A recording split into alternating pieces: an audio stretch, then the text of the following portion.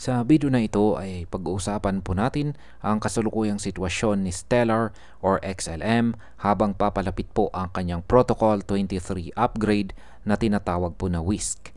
Ang upgrade na ito ay inaasahang magdadala ng mas mabilis at mas murang transaction pati na rin ng mas maayos na smart contract development. Pero kahit may malakas po na balitang technical, ang market sentiment kay Stellar ay nananatiling mahina. Kaya pag-uusapan po natin ang lahat ng detalye, pati na rin ang kanyang technical outlook bago ang napakalagang botohan ng mga validators. Pero bago po tayo magpatuloy, ay pakibasa na lamang po muna ang disclaimer dito po sa ibaba ng ating screen. At ayan, simulan po natin sa kung ano po ba ang Stellar WISC upgrade. Ayan, ang Protocol 23 or WISC upgrade ay dinisenyo po para tulungan si Stellar na maging mas advanced pagdating po sa smart contracts. Meron pong dalawang pangunahing feature ito. Una ay ang Unified Events na magtatanggal ng hati sa pagitan po ng classic operations at saka smart contracts. Ikalawa naman ay ang parallel transactions na siyang magpapabilis sa proseso ng transaction at bababa po ang gastos sa fees. Kaya sa market impact, kung ma-approve po ang upgrade upgrade na ito ng validators, mas lalaki po ang potential ni Stellar na makipagsabayan kay Ethereum at sa iba pang mga blockchain na may malalakas na smart contract features. Posible pong magdala ito ng long-term bullish momentum kung magiging matagumpay ang adoption. Ngayon ay kailan naman po gaganapin ang botohan na ito? Magaganap po ang main vote para sa WISC ngayong Wednesday. Yan, 17 GMT time. Kapag nagdesisyon ang mga validators na tanggapin ang protocol, agad itong magiging live sa network. Ito po ay isang napakalaking hakbang dahil dito malalaman kung handa na si Stellar sa kanyang bagong yugto ng smart contract adoption. Kaya sa market impact, ang resulta po ng botohan ay direktang makakaapekto sa presyo ni XLM. Kapag naaprubahan po at naging live ang upgrade, maaaring magbigay ito ng panibagong sigla sa market.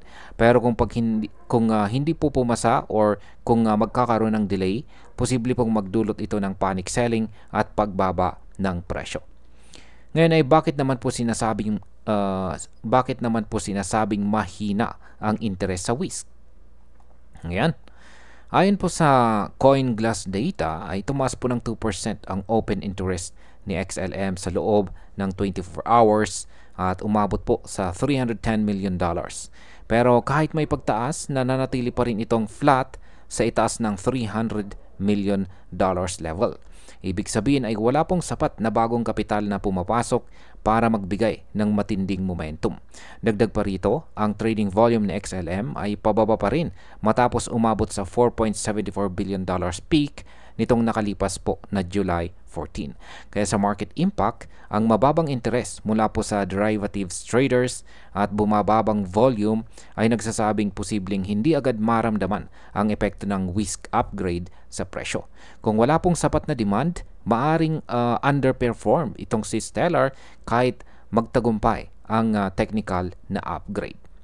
Ngayon ay nasaan po si XLM sa kanyang presyo ngayon? Ayan, sa ngayon ay bumaba po sa XLM ng mahigit 1% at naglalaro po siya sa presyo na 0.3630. Ayan, price level. Nananatili pa rin po siya sa itaas ng 0.3613 na support na nakuha po mula sa pivot low nitong nakarang August 3. Ang kanyang rebound mula po sa presyong 0.3442 low nitong Lunes ay sinyalis po ng panibagong recovery matapos ang 3 linggong sunod-sunod na pagbagsak. Kaya sa market impact, hanggat hindi po bumabagsak si Stellar sa ilalim ng 0.3613 na support, may posibilidad pa siyang umakyat hanggang 0.4009 na price level. Pero kapag nabasag po ang support, malaki po ang posibilidad na bumalik siya sa mababang presyo na 0.3442. Ngayon ay ano naman po ang sinasabi ng mga indicators? Ayan, ayon po sa technical analysis, nakikita po dito na unti-unting nakakabawi si XLM sa kanyang momentum. ang MACD ay nasa upward trend papunta po sa zero line na posibleng magbigay ng bullish signal kapag nag-cross pataas. Ang kanyang RSI naman ay nasa 50 na level. Umakyat po mula sa halos oversold conditions nitong nakaraang linggo. Kaya sa market impact, kapag nagpatuloy po ang momentum na ito, mas lalaki ang tsansa ng breakout sa susunod na mga araw.